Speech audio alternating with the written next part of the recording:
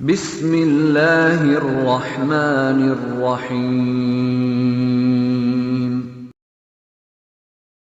فرمان حضور سیدنا شیخ عبد القادر جیلانی آدمیوں میں سب سے بڑا عقل مند وہ ہے جو اللہ کی اطاعت کرے، اور سب سے بڑا جاہل وہ ہے جو اس کی نافرمانی کرے۔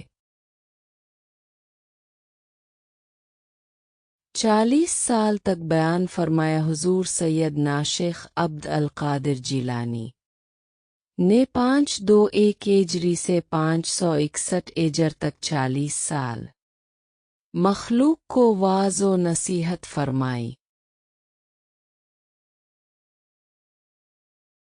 فرمان حضور سیدنا شیخ عبد القادر جیلانی: میرے نزدیک بھوکوں کو کھانا کھلانا اور حسن اخلاق کامل زیادہ فضیلت والے اعمال ہیں۔